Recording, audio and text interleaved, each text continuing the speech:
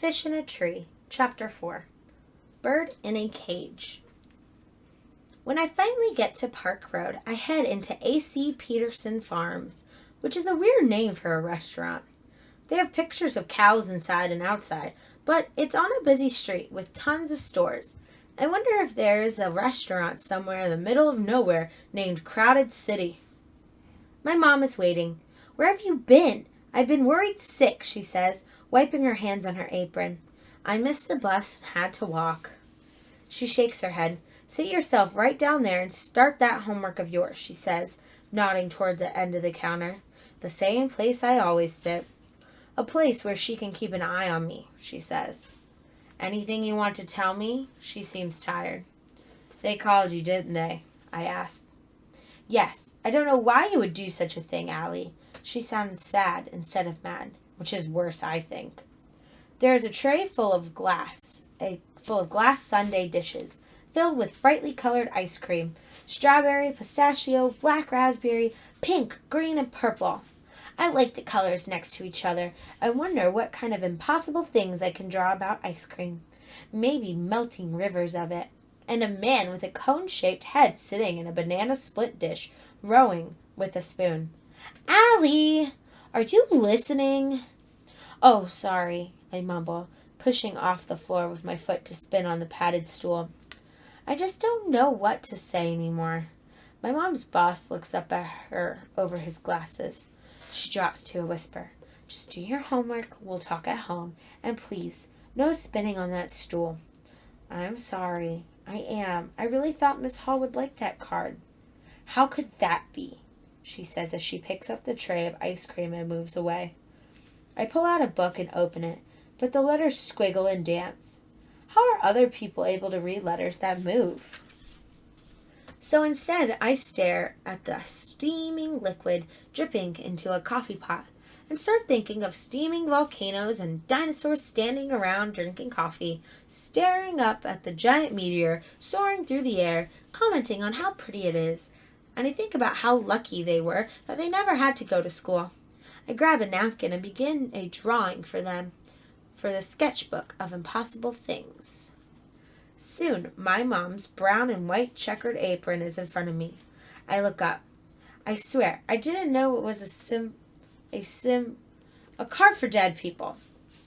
"It's a sympathy card," she says, "and it's for people that miss the person that has died, not for the dead." "Well, don't you think the dead person deserves a card more than anyone?" And she laughs. She leans her elbow on the counter and lifts her other arm to put her hand on my face. It's warm, and I'm so relieved that she isn't mad at me. "You're funny, you know that?" Then she pulls over the napkin with the dinosaurs holding coffee cups. "What's this?" "Just an idea I have for the sketchbook of impossible things." She stares at it. "Aw, your grandpa knew you were talented, and he'd be so proud of how hard you're working on your art.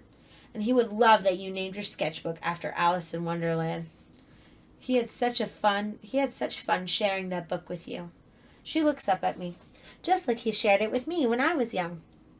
Alice in Wonderland, a book about living in a world where nothing makes sense, and perfect sense to me. "I miss Grandpa," I say. 3 words that hold sadness, like a tree holds leaves. "Me too, sweetheart." I miss how he'd move from place to place with us whenever Dad got stationed somewhere new or deployed. It's weird to think he doesn't know that we've moved again. She taps the end of my nose. "I don't know, sweetheart. I think he knows." Just then, voices I recognize come through the glass doors. It's Shay and Jessica. When I turn around, Shay says, "Well, look who's here. It's Allie Nickerson." They know my mom works here, and they have seen me here before, so I figure it isn't a coincidence that they're here. "Allie," Shay says, "you never came back to class. We were worried about you." What a joke that is. I turn back around while they whisper. Then Jessica asks, "Why don't you come sit with us?" Her voice reminds me of a pin hidden inside of a candy bar. My mom motions with her head that I should follow them. "Go ahead, sweetheart. You can take a break."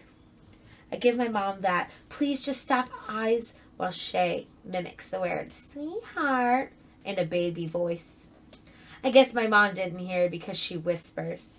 New friends would be good, Allie, and it wouldn't hurt you to at least give them a chance.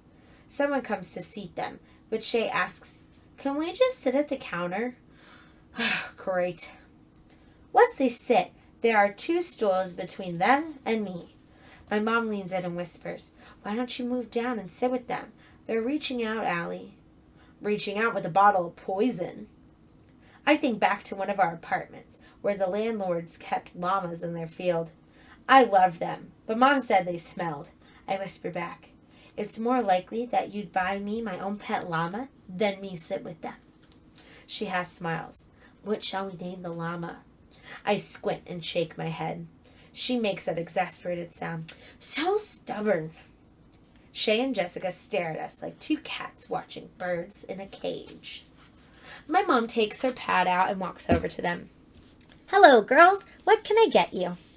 Jessica orders strawberry ice cream, but when Shay orders chocolate, Jessica tells my mom, "Oh, that sounds good. I'll have chocolate instead." I roll my eyes. Typical Jessica.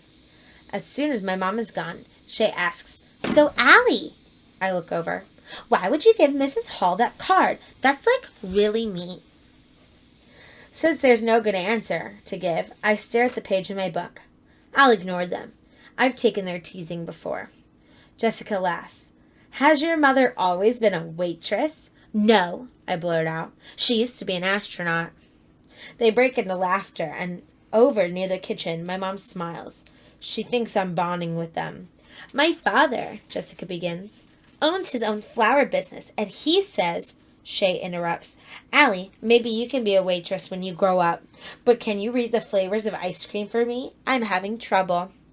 She points up at the slow-turning cube hanging from the ceiling that lists the flavors on each side. The movement makes it even harder to read. I feel my face get hot. Oh no. Do they know I can't read? As they laugh, I remember how I had to read aloud last year when I first got here. I knew I shouldn't have, but some stupid voice in my head sometimes says it will be different this time, and I try. And I always fail. That day, I read that macaroni can swim up to 20 miles an hour, and I was supposed to be a manatee. The class laughed, of course, but so did the teacher, so I tried to pretend I had done it on purpose. I get up, walk behind them and around the corner, and into the back room. I'm not supposed to be back there, but it's the only place they can't follow me. I step behind the tall metal shelves with the cans of pickles and ketchup and relish that are bigger than my head. Push my back hard against the wall. I see the words on everything that surrounds me. Boxes and cans and giant plastic bottles. Words. I can never get away from them. I think back to 2nd grade when my teacher wrote a whole lot of letters down and asked me what they said. I had no idea, but I was used to that. "That spells your name, Allie. Allie Nickerson."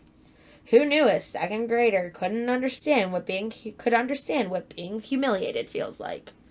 Tears begin to come, but I swallow them because I know I'll be found soon. I worry so much about them knowing my secret that my stomach feels like I've been kicked in the guts. "Allie?" my mom asks when she comes around the corner. "Your friends have gone. What are you doing back here?" I can't tell her. Thinking I have friends makes her so happy.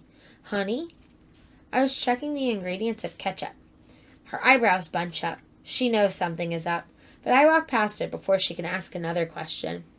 I walk back out into the restaurant with her following. And I sit next to Shay's and Jessica's matching empty dishes. It feels like they should mean something, like maybe I'm an empty dish compared to everyone else. But mostly those dishes make me feel like this year will be the worst year I've had so far, and that's really saying something.